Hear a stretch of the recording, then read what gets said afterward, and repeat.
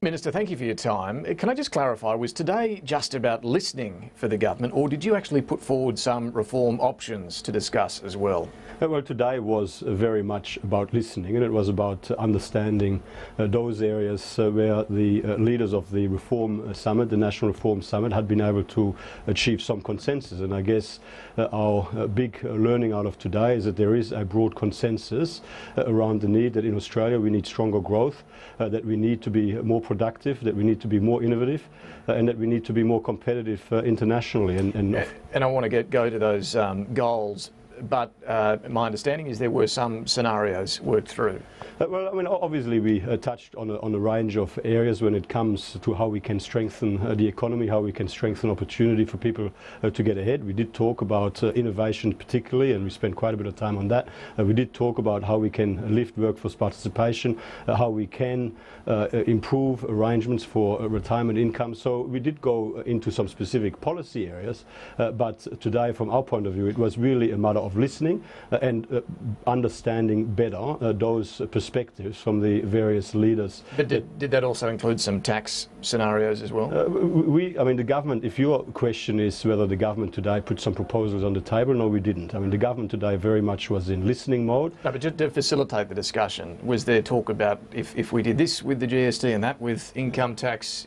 What do you think about that? No, that is not the way the conversation went. It was a very open, it was a very positive, it was a very constructive conversation. It was very much the leaders of the National Reform Summit reporting to us their perspectives on what Australia needs, where some of the challenges are, where some of the opportunities are. And of course there will be next steps from here. I mean, what we agreed at the end of the meeting today is to keep the engagement going, and of course there will be some more concrete steps in the weeks and months ahead. Listening to the key players, they've agreed they want growth, they want a more productive workforce, they want more innovation. Did you need a meeting to find that out?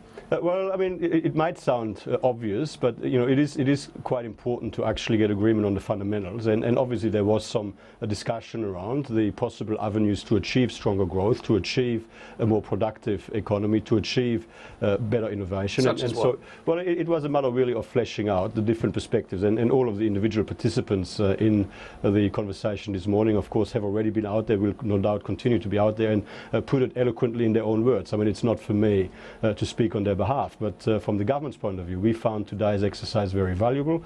This is the beginning of a process. There will be next steps, and of course, you know, the objective is to ultimately refine our plan for stronger growth, for more jobs, and to ensure that across Australia, in a fair way, everyone has the best possible opportunity to get ahead. Now, you touched on retirement incomes, you mentioned. Again, my understanding is that pretty much everyone who was there agreed something needs to be done about those superannuation tax breaks.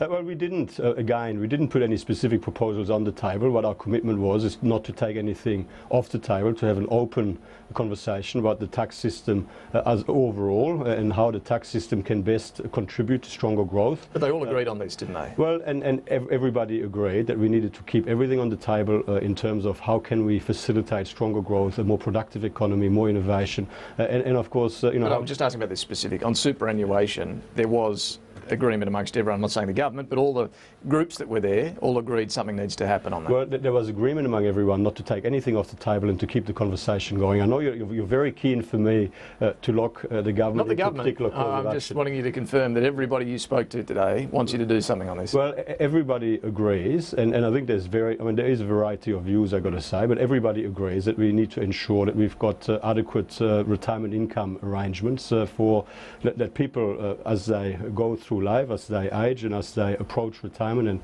and move into retirement, that they have the opportunity for adequate retirement income. And how that is best achieved, I mean, that is obviously a conversation that will continue in the next few weeks and months. Well, in the next few weeks and months, what do you need to land an all-encompassing tax reform and an economic package, or do you go with something you can get agreement on when you can get it? Well, I think there's a combination of the two. I mean, I think you'll continue to have a conversation about the medium to long-term opportunities, and you know, if there is an opportunity where there is consensus on a specific initiative, of course you'll take action even when that occurs. But I mean, today was really the beginning of a process. It was a very good meeting, and it's important that we let this meeting play out, and the issues that were discussed during that meeting, to let that play out in the broader community, so that we can take the community as a whole with us in terms of the need for certain actions to put the Australian economy on a stronger foundation for the future. Let me ask you about higher education reforms. The government's today announced that it's going to delay these reforms by another year till 2017. What impact will that have on the budget? Well, obviously, and you've asked me these sorts of questions in the past, we have a very orderly process when it comes to the fiscal impact of government policy decisions between budget and budget updates. Our next budget update is the mid-year economic and fiscal outlook, which will be released in December this year.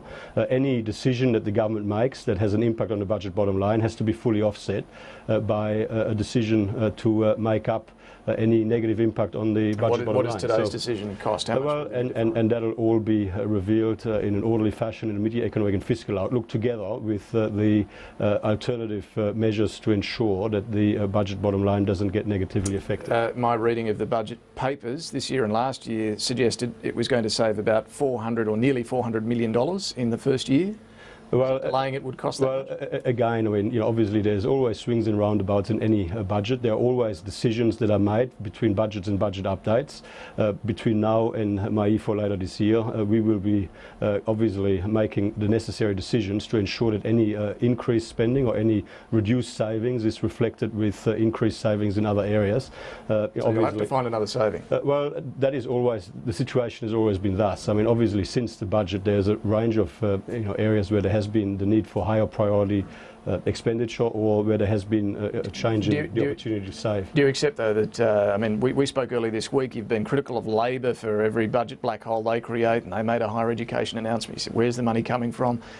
And yet you're saying when you make a decision to delay this thing, you'll let us know at some point in the future. Well, not at some point in the future, at a very specific point, and at the point that in the ordinary course of events is in our process is designed for that purpose, and that is the mid-year economic and fiscal outlook in December. I mean, if we could do a deal now, I mean, I'm quite happy. I mean, if Bill Shorten and the Labor Party were to sign on a dotted line now, that they would come clean about the budget bottom line impact of all of their unfunded spending decisions that they've made since the budget and since the last election, and they would reveal the bottom line impact of that in the middle of December this year, I'd be very happy to wait till the middle of December for Bill Shorten to admit the extent of Labor's budget black hole, which we know is about $57 billion so far. Tony Abbott today said he's not surprised that this delay has been necessary because of the Senate, but disappointed. He's disappointed this higher ed change has been delayed. Are you disappointed? Well, it's an important reform, and Christopher Pyne, as the former Minister for Education, did an outstanding job in selling the need for the reform and selling the merits of it. Not with the crossbench, though, obviously.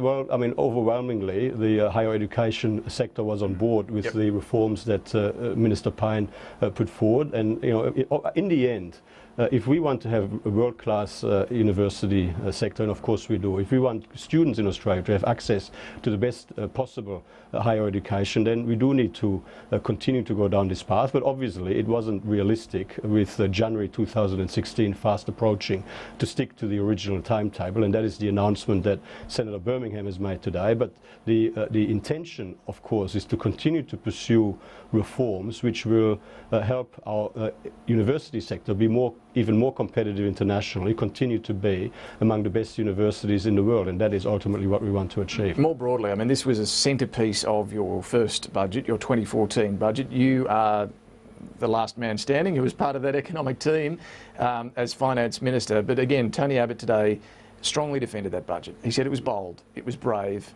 but too gutsy for the Parliament. Do you agree with him on that, or do you think you did actually bite off more than you can chew? Well, I mean, we've said this in the period between our first and our second budget, that with the benefit of hindsight, we tried to do too much at once in our first budget. There's no doubt about that. But by the same token, I mean, if you look at the progress that we've made in our first 2 years in government, we are now in a much stronger economic and in a much stronger fiscal position than we would have been if we had not pursued some of these important economic and fiscal reforms. Now, out out of our budgets and budget updates so far, about 80% of all budget repair measures have been passed by the Parliament and have been implemented. About $85 billion worth of budget improvements have been implemented since we came into government. Now, if we hadn't done that, we would be in a worse position now than we are. And given some of the external challenges that we are facing right now, with significant falls in our terms of trade, we would be in a less resilient position now if we hadn't done some of those hard yards. Now, the key for us from here is to keep building on the progress that we've made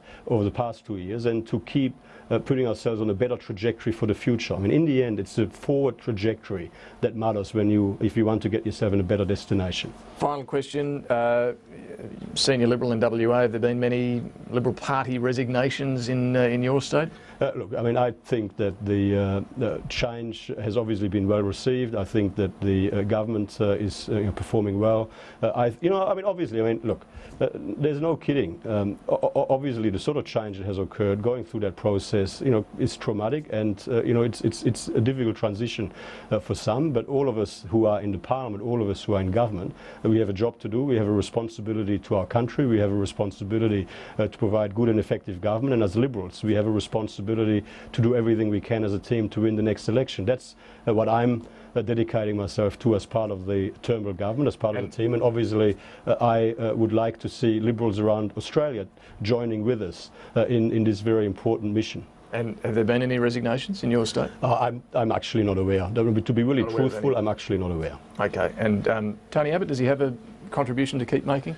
Tony Abbott is somebody who has already, of course, made a tremendous and distinguished contribution to public life in Australia, and I think that he has well and truly earned the right to make his own judgments as to how he feels he can best contribute into the future. And I wish him all the very best. I think he has handled what was clearly a very difficult period for him personally. I think he has handled the last few weeks with a lot of distinction, a lot of class, and I wish him very well for the future. Finance Minister Matthias Cormann, thank you.